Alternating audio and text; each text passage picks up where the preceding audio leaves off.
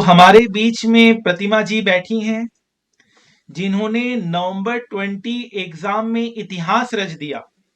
जिस वक्त पेरेंट्स यह कहते थे कि बच्चे तुम्हें बाहर नहीं निकलना है, जिस वक्त पूरी दुनिया बंद थी, जिस वक्त यह सोच चल रही थी सबके दिमाग में कि हम एग्जाम दें या ना दें, जिस वक्त यह चैलेंज था कि हम अपने हेल्थ पे ध्यान दें या हम अपने एग्जाम पे फोकस करें, उस वक्त प्रतिमा जी ने हर एक चैलेंज को फेस किया और उन्होंने हर चैलेंज को सक्सेसफुली उसका सामना किया और आज ये पूरे इंडिया में एक मिसाल बनकर उभरी हैं।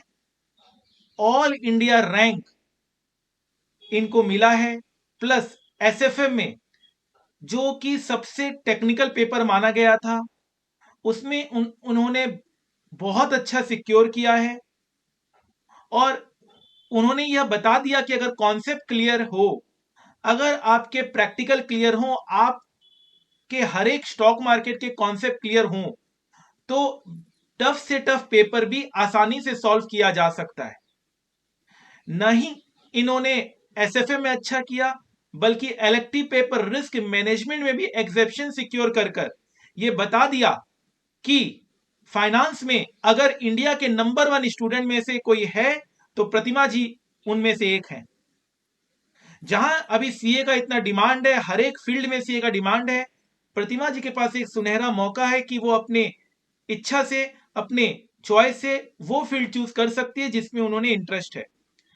ये सब के साथ ये बहुत सारे कंपनी के शेयर होल्डर भी हैं, बहुत सारे कंपनी को इन्होंने प्रैक्टिकली रिसर्च किया है, बहुत सारे कंपनी की बैलेंस शीट और प्रॉफिट एंड लॉस अकाउंट और रिसर्च कर कर इन्होंने अपने इन्वेस्टमेंट डिसीजन को भी बहुत अच्छे से मैनेज किया है और आज ये सक्सेसफुल अपना इन्वेस्टमेंट जर्नी भी देख रही हैं, अपने पढ़ाई को भी देख रही हैं, आगे अपने करियर में भी पहुंचेंगी।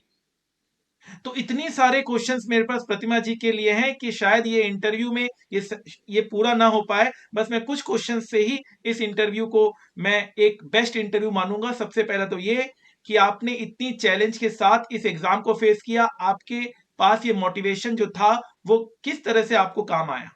दूसरा कि एसएफएम में आपने इतना अच्छा स्कोर कैसे किया विद इलेक्टिव पेपर। और तीसरा कि फ्यूचर में आप किस करियर में अपने आप को देख रहे हैं, कहां पर आप अपने आप को लेकर जाना चाहते हैं। प्रतिमा जी अब आपका पारी है, प्लीज आप हमें बताएं और हमें गाइड करें। Sir first of all thank you so much. आपके कंसेप्ट्स नोट्स और मतलब टू द पॉइंट जो आपकी क्लासेस थी उसकी वजह से हम ज़्यादा डिस्ट्रैक्ट नहीं हुए ऐसे में जितना आईसीआई डिमांड करता था उस हिसाब से पढ़ाई किया। जो आपने पीडीएफ शेयर किया हुआ था कॉन्सेप्ट्स का जिसमें सिर्फ शॉर्ट कॉन्सेप्ट्स थे, मैंने लास्ट मोमेंट पे तो कई चैप्टर्स के सिर्फ वही पढ़े थे बिकॉज 1.5 डे में सारे क्वेश्चंस कवर करना काफ़ी डिफिकल्ट हो जाता है। तो वो कॉन्सेप्ट से ही मतलब कॉन्सेप्ट क्लियरिटी से ही क्वेश्चन सॉल्व बेसिकली करिए। और काफ़ी क्वेश्चंस जैसे नए थे एग्जाम के अंदर, तो वो भी इजीली सॉल्व हो गए अपार्ट फ्रॉम दोज जो मतलब रिपीटेड थोड़े बहुत जो थे। एंड जहाँ तक मोटिवेशन है सर वो तो पेरेंट्स और मतलब फ्रेंड्स वगैरह जो आसपास जैसा इन्वायरमेंट है उस हिसाब से हो जाता है। सारे मोटिवेट करते हैं कि अच्छे से पढ़ाई करना है। एंड फाइनेंस में सर फाइनेंस में बहुत इंटरेस्ट है एंड यही है कि अब अच्छे से कोई फाइनेंस रोल में आपकी गाइडेंस से ही अच्छा रोल मिल जाए क्या, सक्सेसफुल हो जाए और जो अपॉर्चुनिटी एआई का मिला है वो थोड़ा अच्छे से मोनेटाइज हो जाए। बहुत अच्छा, बहुत अच्छा। नहीं नहीं, अभी तो ये दिन आपके हैं। मैं कह रहा हूँ जितना आप इसको यूज कर ले, जितना आप इसको इनकैश कर ले, बहुत कम रहेगा। बिकॉज ऐसे समय जिंदगी में बहुत कम आते हैं जब आप top of the world feel करते हो, और आज ऐसा समय है कि आपको top of the world feel करना चाहिए। आपने बहुत अच्छा परफॉर्म किया है। तो आप जब ने आपने मार्क्स अपना देखा, जब आपने अपना रिजल्ट देखा, तो पहले क्या देखा, पास देखा या मैरिट देखा? सर नहीं, मैंने मेरिट तो ऑलमोस्ट हाफ एन आवर बाद ही देखा था। मुझे पता भी नहीं था कि मेरिट आया है, मैंने सिर्फ पास देखा था और एक अपने फ्रेंड को रिजल्ट भेज दिया था। मतलब तो उसका 15-20 मिनट। आप पास में सेटिस्फाइड थे? हाँ जी बिल्कुल सेटिस्फाइड थे। तो बिल्कुल कभी भी एक्सपेक्टेड ही नहीं था इन कि द पास भी प्रिपरेशन क्या होंगे। आपको ऐसा लगा कि मैं रैंक भी ला सकती हूँ या मैं रैंक के लिए तैयारी कर रही हूँ? नहीं। दो एग्जैक्टली मेरे एक दो देखिए, फ्रेंड्स कह रहे थे ये कि ऐसे। दिखाता है, बहुत सारे लोग बोलते हैं कि मैं रैंक लेकर आना चाहता हूँ, लेकिन वो मेहनत नहीं करते। आपने मेहनत पे भरोसा रखा, आपको रैंक आ गया। जी। मतलब रैंक तो मैंने जो बाकी रैंकर से भी 1-2 से बात की और किसी को भी ज़्यादा एक्सपेक्टेड नहीं था, दे वर लाइक पास ही हो जाए तो बहुत है। बट क्योंकि कई लोग ही ऐसे जिनको होता है, जिनके आईपीसीसी में भी रैंक आया होता है, वो सोचते हैं कि हमारा रैंक आएगा, बट जिनका नहीं आया होता है तो उनके लिए पास होना ही बहुत बड़ी बात होती है। और फर्स्ट अटेम्प्ट में ही रैंक आ गया, ये तो आउट ऑफ द वर्ल्ड वाला था। Very good. फीलिंग ही पेरेंट्स लोग बहुत खुश हैं। बहुत खुश है। एसएफएम की क्लास जब आप कर रहे थे तो आपने क्या मतलब आदित्य जैन सर से क्लास लेना ये कैसे आया मन में? सर मेरे सीनियर ने सजेस्ट किया था कि जैसे आईसीआई के पैटर्न्स ही चलो तो ही अच्छा स्कोर होता है, तो कॉन्सेप्ट क्लैरिटी भी बढ़िया है एंड उन्होंने बोला था कि प्रैक्टिकल भी पूरा पता चल जाएगा, तो इस वजह से आपकी क्लासेस ज्वाइन किया था और मजा आया क्लास रिजल्ट्स तो करने में? पता ही है। हाँ जी सर। अब आप थैंक यू बोलोगे अपने सीनियर को कि देखो कितना अच्छा डिसीजन रहा? हाँ जी, मैंने उनको कल ही मतलब उस दिन ही मैसेज किया था उनको। क्या बहुत अच्छा। एसएफएम का जैसे एग्ज़ाम आया था टफ सबको ही लगा था उसके बाद, तो काफ़ी लोगों ने तो ऑप्ट आउट भी किया था एसएफएम के एग्ज़ाम के बाद। हम्म। बट आपको एक वही मेरा कॉन्सेप्ट था। क्लैरिटी अच्छी हो, कॉन्फिडेंस हो, तो कोई भी टफ एग्जाम भी क्लियर हो जाता है आराम से। जी सर, बिल्कुल। और जो हम स्टॉक मार्केट की क्लासेस में बात बताते थे वो कहीं ना कहीं आपको यूजफुल लगा मतलब आगे लाइफ में, करियर में? सर तब तक इतना स्टॉक मार्केट का पता ही नहीं था ऑनेस्टली, बिकॉज़ आईपीसीसी में तो ऐसा कुछ होता नहीं है। तो आपके थ्रू ही पता चला था ये सब, सब नया चीज़ें थी और उसी से ही इंटरेस्ट बना था काफ़ी। तो मतलब बेस तो फिर आपसे शुरू हुआ है। तो आठों पेपर में सबसे इंटरेस्टिंग पेपर कौन सा लगता था? सर एसएफएम ही लगता था। एसएफएम मैं तब करती थी जब मतलब SFM was an easy subject for me SFM honestly. में बहुत हेडेक क्या नहीं रहा इस पे आपका? नहीं, हेडेक कभी भी नहीं रहा और ज़्यादा एफर्ट भी नहीं डालना पड़ा। एसएफएम बाकी सब्जेक्ट्स पे ज़्यादा वो करके जैसे फोकस करके एसएफएम वाज़ जब बहुत ज़्यादा टायर्ड हो गए हैं उसके बाद एसएफएम का कुछ भी कर लो। बहुत ही मतलब क्लैरिटी से किसे पढ़ाया था आपने, तो कभी कन्फ्यूजन ऐसे था ही नहीं। क्लास में जो नोट्स और होते थे वो सर क्लास वही के नोट्स क्लास नोट्स काम ही मैंने आते थे? फ़ॉलो किए। हाँ, सर मैंने क्लास नोट्स ही फ़ॉलो करे और आपकी बुक्स ही फ़ॉलो करी, उसके अलावा नहीं, मैंने नोट्स कुछ में भी नहीं पढ़ा क्लैरिटी है। रहती थी कि एग्जाम से पहले नोट्स बहुत इजी थे लैंग्वेज?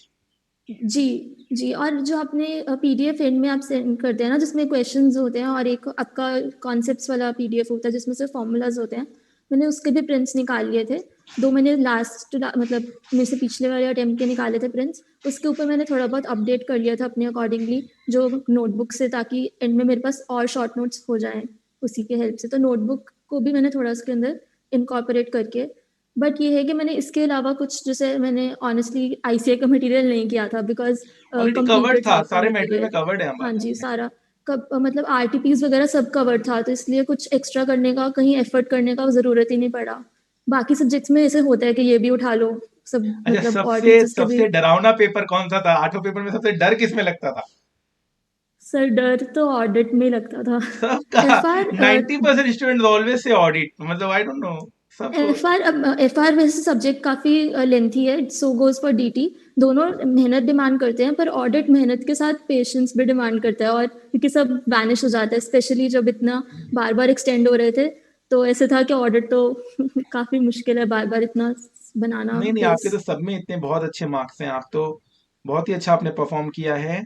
और ऑडिट में थोड़े कम है आपके, बाकी सब में जी आप एग्जेम्प्टेड है, सब में एग्जेम्पशन है इनका। जी ऑल द पेपर्स में एग्जेम्पशन है। सबसे हाईएस्ट मार्क्स इनको एसएफए में मिला है।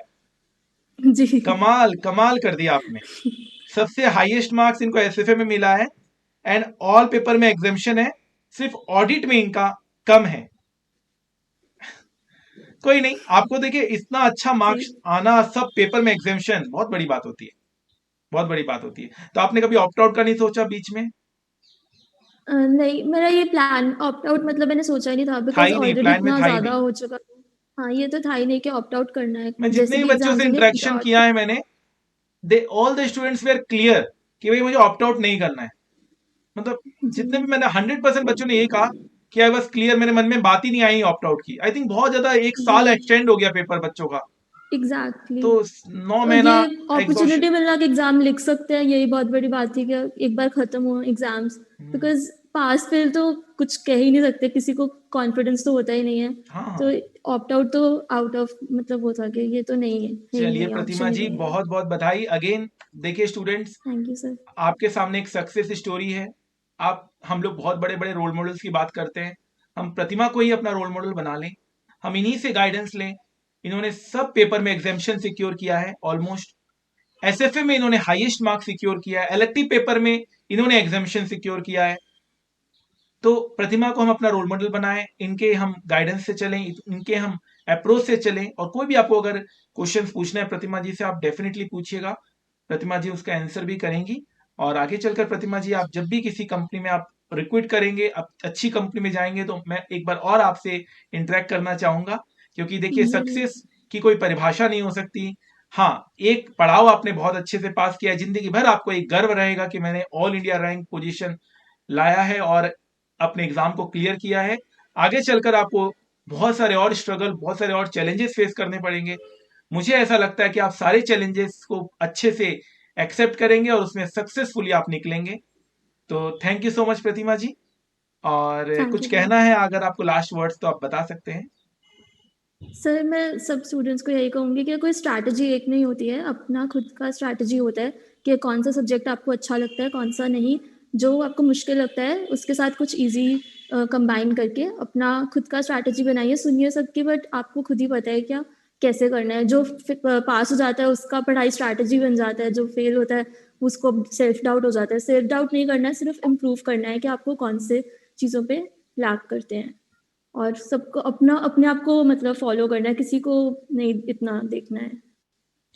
चलिए, thank you so much Pratima ji, thank you very very much. ठीक है। फ्रेंड्स, बस मैं इतना ही कहूंगा कि आप भी सफलता को छू सकते हैं, आप भी सब कुछ कर सकते हैं।